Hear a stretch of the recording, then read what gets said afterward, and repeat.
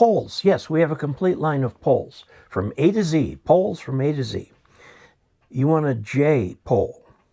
Now, you understand we have a marvelous sale on our P poles. They're somewhat similar to the J poles, but longer. Would that work for you? You really, really want a J pole? Well, you won't like it then when I tell you we're out of them.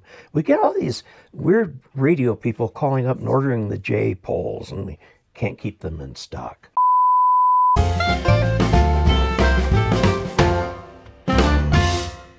Hello, Uggies Worldwide. I'm Dave Casler, amateur radio call sign KE0OG, here with another episode of Ask Dave. Today we're going to talk a little bit about J-pole. This is a J-pole that I've got in my hand. It's one made of copper pipe, and it's venerable. This thing is many decades old, and I've got another video on how they work.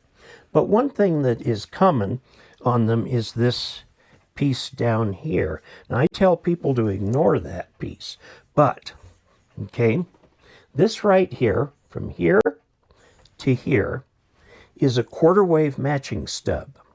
It is shorted at one end, and being a quarter wave at VHF at 2 meters, this stub to here, right here, forms a stub with a very high impedance right there.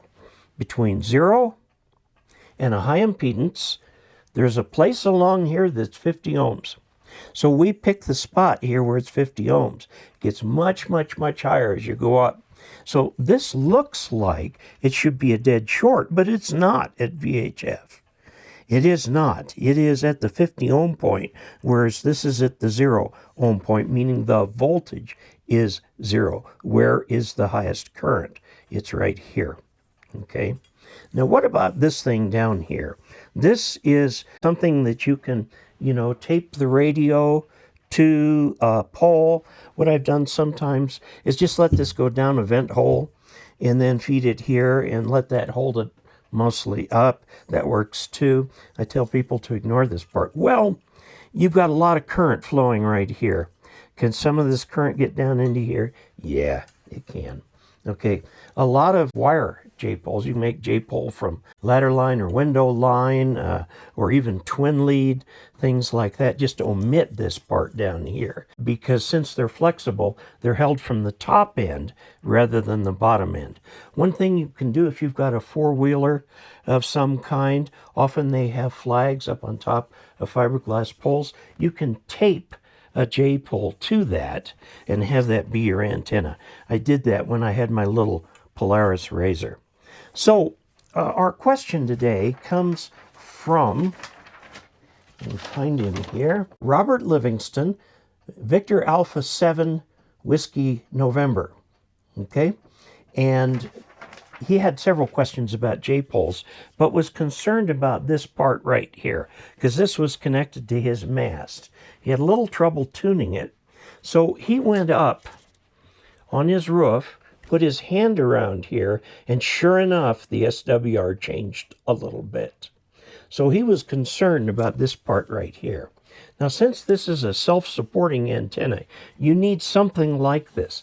What he did was he put on a plumbing fitting right here that instead of soldering it to pipe was one of those threaded plumbings, and then he got a little piece of threaded PVC pipe, screwed it into that with the appropriate attachments and so on. And so he had a little bit of a buffer from the top of his metal mast up to the J-pole. Now, I will warn you, PVC is nowhere near as strong as the copper, but it is, of course, easily replaceable. So you could do something like that with your J-pole.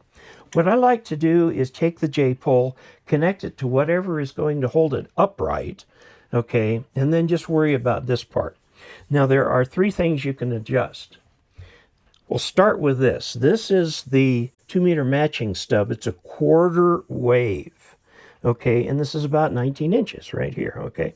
It's a quarter wave matching stub. You can change the length of this up and down. Now, this end feeds at the masking tape, end feeds a half-wave dipole. It's an end-fed half-wave antenna, okay? Now, this thing measures 36 inches down to here. A meter would be 39, but that's for 150 megahertz. So you got to play games a little bit. Plus, this thing has about a 0.95 velocity factor in this pipe. And of course, it emits its radiation from the skin of the pipe. Now, this is the first thing you can adjust. But when you adjust this, if you adjust this down, you're also adjusting the point where this thing starts. So that could throw you off a little bit. You might have to adjust the end a little bit. The other thing that you can adjust is where you put the feed point. It's 0 here, very high here, somewhere along there. It's got to be 50 ohms, and it's usually, well, let's see what this one is, because this antenna works quite well, actually. It's about 3 inches up from the midpoint of that link right there. You can experiment with that. Going up and down will give you a different impedance, okay? And changing these dimensions will give you a different resonant frequency. Now, the thing is broadbanded enough, it should work across the entire FM portion of the 2 meter band. All FM work at VHF and above, and at 10 meters too, and 6 meters, is vertically polarized. That's why you want an antenna like this. Now, you can do this same thing on HF. A 20 meter antenna would have a 5 meter matching stub, or 15 feet-ish, give or take a few.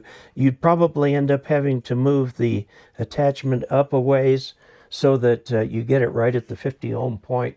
But then what you can do here, this is the end of the dipole. It does not need to be collinear with that. It can be bent over and go out sideways. So if you're going to do some non-FM work, you could use a very similar antenna, but now with the horizontal thing on there. And again, this is just the matching stub. Done right, this is not radiating. It's a matching stub, an open wire matching stub. All right? So there you go. This gives a little explanation of it. If you put your hand on this and it changes the antenna a bit, by all means, try something different, or do what I do. Just ignore that and then tune the antenna using these parts up here. If you build this to spec, and there are plans all over the internet for these, and yes, they're all a little different. You can set it up the way it is, ignore this part because it's attached to your grounded mast anyway. Okay, so there you have it. This gives you some idea of how to work with the J-poles and get a good solid one out there.